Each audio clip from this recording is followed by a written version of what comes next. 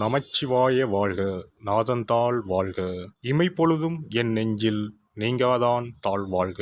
வாழ்க வளமுடன். அனைவருக்கும் இனிய வணக்கங்கள். நிகழும் ஸ்ரீ மங்களகரமான சோபகிருது ஆண்டு தை மாதம் 18ஆம் தேதி வியாழக்கிழமை அன்று சஷ்டி திதியில் சித்திரை நட்சத்திரத்தில் திருதி நாமயோகத்தில் வணிசை கரணத்தில் சித்தயோகம் கூடிய நன்னாளில் இந்த சீர்மிகு பிப்ரவரி மாதம் பிறக்கிறது. பிறக்கப் போகும் இம்மாதம் உங்கள் வாழ்வில் வளமும் நலமும் செல்வ செழிப்பும் பெற்று புதிய வாய்ப்புகள் புதிய வெற்றிகளுடன் மங்களகரமாக அமைய எல்லாம் வல்ல இறைவனை உளமாற வேண்டி விரும்பி கேட்டுக்கொள்கிறேன். இம்மாத கிரக நிலைகளை பார்க்கும் போது மேசத்தில் குரு பகவான் சஞ்சாரம் செய்கின்றார். சனி பகவான் கும்பாராசியில் பயணம் செய்கிறார். ராசிக்கு 6ஆம் இடத்தில் கேது பகவானும் 12ஆம் வீட்டில் ராகு பகவானும் பயணம் செய்கின்றனர். சுக்கிரன் புதன் செவ்வாய் ராசிக்கு 9ஆம் இடத்தில் சஞ்சாரம் செய்கின்றனர். ஜனவரி 15ஆம் தேதி சூரிய பகவான் மகர ராசிக்கு மாறியதை தொடர்ந்து பிப்ரவரி 1ஆம் தேதி புதன் பகவானும் பிப்ரவரி 5ஆம் தேதி செவ்வாய் பகவானும் மகர ராசிக்கு பெயர்ச்சியாக உள்ளனர். இதனால் பிப்ரவரி மாதத்தின் தொடக்கத்திலேயே 3 கிரகங்களின் சேர்க்கை நடக்க உள்ளது. மகர ராசியில் சூரியனுடன் புதன் இணைவதால் புதாதித்ய யோகமும் சூரியனுடன் செவ்வாய் இணைவதால் ஆதித்ய மங்கள ராஜயோகமும் உருவாகிறது. இந்த கிரக அமைப்பினால் உங்கள் வாழ்வில் ஏற்படக்கூடிய சுபம் மற்றும் அசுப பலன்கள் என்ன என்பதனை விரிவாக காண்போம். இதுவரை ஆபத்தில் சிக்கி சீரழிந்த உங்கள் வாழ்க்கை பயணம் மாறப்போகிறது. இப்படியும் ஒரு வாழ்க்கையா என மனக்கசப்பில் வாழ்ந்து வந்த உங்களுக்கு இனி வசந்தம் வீசப்போகிறது. இனி யமனே உங்கள் எதிரில் வந்தாலும் சிவனின் அருளால் எதிர்த்து நின்று போராடும் பலம் உங்களை வந்து சேரும். உங்கள் பிறப்பு ஒரு சாபக்கேடு அல்ல, அது சரித்திரம் படைக்கும். மீனராசி அன்பர்களே, இம்மாதம் குரு மற்றும் கேது பகவானால் பல நன்மைகள் நடைபெற உள்ளன. வெளி வட்டாரத்தில் மதிப்பும் மரியாதையும் அதிகரிக்கும். அரசாங்க வகையில் எதிர்பார்த்த காரியங்கள் அனுகூலமாக முடியும். தந்தை வழி உறவுகளால் ஆதாயம் உண்டாகும். பண வரவு கணிசமாக உயரும். குடும்பத்தில் மகிழ்ச்சியும் உற்சாகமும் நிலவும். கணவன் மனைவிக்கு இடையே அந்யோன்யம் அதிகரிக்கும். உறவினர்கள் வருகையும் அதனால் மகிழ்ச்சியும் உண்டாகும். உறவினர்களிடம் எதிர்பார்த்த காரியங்கள் அனுகூலமாக அமையும். சிலருக்கு வீடு மனை வாங்கும் யோகமும் உண்டாகும். புதிய முயற்சிகளில் வெற்றி கிடைக்கும். எதிரிகளின் தொல்லை இல்லாமல் போகும். அவர்களால் மறைமுக ஆதாயமும் கிடைக்கக்கூடும். உங்கள் முயற்சிகளுக்கு மனைவி மகள் உள்ளிட்ட குடும்ப பெண்கள் பக்க பலமாக இருப்பார்கள். ஆனால் மாத பிற்பகுதியில் விலை உயர்ந்த நகை மற்றும் பொருட்களை இரவல் தரவும் வாங்கவும் வேண்டாம். வீட்டில் பொருட்கள் களவு போகக்கூடும் என்பதால் எச்சரிக்கையாக இருக்கவும். அக்கம் பக்கத்தில் இருப்பவர்களுடன் அனுசரித்து செல்வது நல்லது. உடல் ஆரோக்கியம் மேம்படும். அலுவலகத்தில் ஓரளவுக்கு முன்னேற்றமான சூழ்நிலையே காணப்படும். எதிர்பார்த்த சலுகைகள் கிடைக்கும். சக ஊழியர்கள் உங்கள் பணிகளில் ஒத்துழைப்பு தருவார்கள். உங்கள் கோரிக்கைகள் ஏற்றுக்கொள்ளப்படும். பதவி உயர்வு ஊதிய உயர்வு கிடைப்பதில் இருந்த தடைகள் விலகும். தொழில் மற்றும் வியாபாரத்தில் முன்னேற்றம் ஏற்படும். விற்பனையும் லாபமும் எதிர்பார்த்தபடியே இருக்கும். அரசாங்கத்திடம் எதிர்பார்த்த லைசன்ஸ் கிடைக்கும். வியாபாரத்தை விரிவுபடுத்தும் எண்ணம் இருந்தால் அதற்கான முயற்சிகளில் இம்மாதம் ஈடுபடலாம். கலைத்துறையை சேர்ந்த அன்பர்களுக்கு எதிர்பார்த்தபடியே வாய்ப்புகள் கிடைக்கும். உங்கள் படைப்புகளுக்கு மிகப்பெரிய அங்கீகாரம் கிடைக்கும். சிலருக்கு மூத்த கலைஞர்களால் அனுகூலம் உண்டாகும். வதந்திகளை பொருட்படுத்த வேண்டாம். மாணவ மாணவியருக்கு படிப்பில் ஆர்வம் அதிகரிக்கும். தேர்வுகளில் நல்ல மதிப்பெண்கள் பெறுவீர்கள். ஆசிரியர்களின் பாராட்டுகள் மனதிற்கு மகிழ்ச்சியை தரும். போட்டி பந்தயங்களில் வெற்றி பெறுவீர்கள். குடும்பத்தை நிர்வகிக்கும் பெண்மணிகளுக்கு குடும்ப சூழ்நிலை மகிழ்ச்சி தருவதாக இருக்கும். கணவரிடம் எதிர்பார்த்த காரியங்கள் அனுகூலமாக முடியும். உறவினர்களிடையே மதிப்பு மரியாதை அதிகரிக்கும்.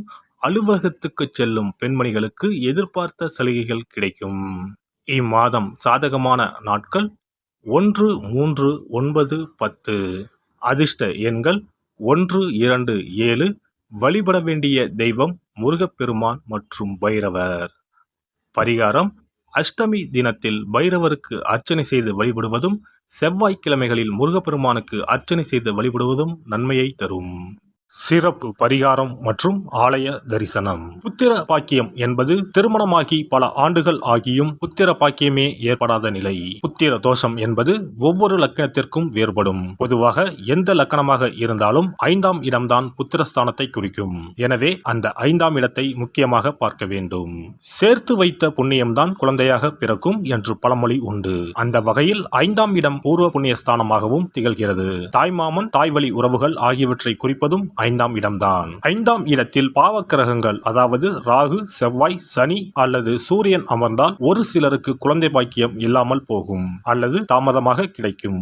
ஒருவேளை 5ஆம் இடத்தில் உள்ள பாவக்கிரகங்களை சுப கிரகங்கள் பார்த்தால் குழந்தை பாக்கியம் கிடைக்கும் என்பது நம்பிக்கை. இனி புத்திர பாக்கியம் பெறுவதற்கான ஆலய வழிபாடுகளை பார்ப்போம். செவ்வாய் பகவானின் அம்சமாக கருதப்படும் முருகப்பெருமான் வழிபாட்டை தவறாமல் செய்பவர்களுக்கு நிச்சயமாக புத்திர பாக்கியம் கிடைக்கும்.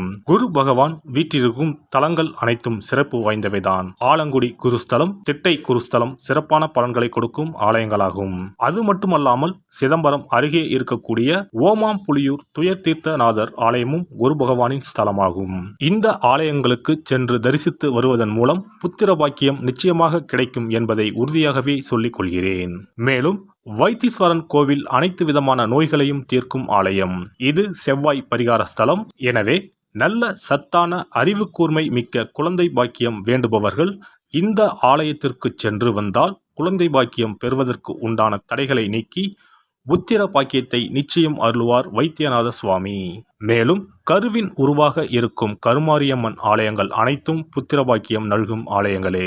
சமயபுரம் மாரியம்மன், திருவேற்காடு கருமாரியம்மன் போன்ற ஆலயங்கள் அனைத்தும் சிறப்பு வாய்ந்தவையே. அதேபோல் திருச்சிக்கு அருகில் உள்ள திருப்பட்டூர் பிரம்மா ஆலயம் பிறவி பயனை அனுபவிக்க செய்யும் ஸ்தலம். திருப்பட்டூர் பிரம்மாவிடம் வேண்டுதல் வைக்க குழந்தை பாக்கியம் கிடைக்கும். திருச்செங்கோடு அர்த்தநாரீஸ்வரர் ஆலயம் புத்திர பாக்கியத்தை அருளும் முக்கிய ஸ்தலம். குருவாயூர் கிருஷ்ணர் ஆலயமும் ஸ்ரீரங்கம் ரங்கநாதர் ஆலயமும் குழந்தை பாக்கியத்திற்கு வழிகாட்டக்கூடிய வழி கிடைக்கக்கூடிய அற்புத திருத்தலங்கள். இந்த ஆலயங்களில் துலாபாரம் என்னும் வேண்டுதல் வைத்து வந்தால் குழந்தை பாக்கியம் உடனே கிடைக்கும். குழந்தை பேறு பெற்ற லட்சக்கணக்கான பேர் இங்கு வந்து நேர்த்தி கடன் செலுத்துவதை தினந்தோறும் காணலாம். அதேபோல் அத்தி மரத்தை நட்டு வளர்த்து வருவதும் அத்தி மரத்தை பேணி காப்பதும் குழந்தை பாக்கியத்தை தரும். தான தர்மங்களும் புத்திர பாக்கியத்தை தரும். அக்கம் பக்கம் உள்ள குழந்தைகளுக்கு உணவு வழங்குதல், இனிப்புகள் வழங்குதல் போன்ற செயல்கள் புத்திர பாக்கியத்தை தரக்கூடியதாகும். துர்க்கை வழிபாடும் முருகப்பெருமான் வழிபாடும் சிறந்த பரிகார முறைகள். அதிகாலை நேரத்தில் அரச மரத்தை 48 முறை சுற்றி வருவதன் மூலமும் குழந்தை பாக்கியம் நிச்சயம் உண்டாகும். எறும்பு புற்றுக்கு வெல்லம், பொட்டுக்கடலை கலந்து தருவதால் 1000 பேருக்கு அன்னதானம் செய்த பலன் வந்து சேரும். கர்ப்பிணிகளுக்கு அவர்கள் விரும்புவதை வாங்கி கொடுத்து அவர்களை மகிழ்ச்சிப்படுத்துவதன் மூலம் அவர்களுடைய ஆசீர்வாதம் கிடைக்க பெற்று குழந்தை பாக்கியம் கிடைக்கும் என்பது உண்மை. புத்திர தோஷம் உள்ளவர்கள் முதியோர் காப்பகங்கள் உள்ள முதியோருக்கு உணவு, உடை வழங்கி அவர்களின் ஆசியை பெற்றால் புத்திர பாக்கியம் கிடைக்கும். மேற்கண்ட ஆலய பரிகாரங்களை முறையாக செய்து நம்பிக்கையோடு வணங்கி வந்தால் குழந்தை பாக்கியம் நிச்சயம் கிடைக்கும். எல்லாம் வல்ல இறையருளால் நீங்களும் உங்கள் அன்பு குடும்பமும் உடல் நலம், நீலாயுள், நிறை செல்வம், உயர் புகழ், மெய்ஞானம் ஓங்கி வாழ்க வளமுடன். இந்த வீடியோ உங்களுக்கு பிடிச்சிருந்தா லைக் பண்ணுங்க, ஷேர் பண்ணுங்க அண்ட் சப்ஸ்கிரைப் பண்ணுங்க. பக்கத்துல இருக்க பெல் ஐகானை கிளிக் பண்ணுங்க. நன்றி, வணக்கம், வாழ்க வளமுடன்.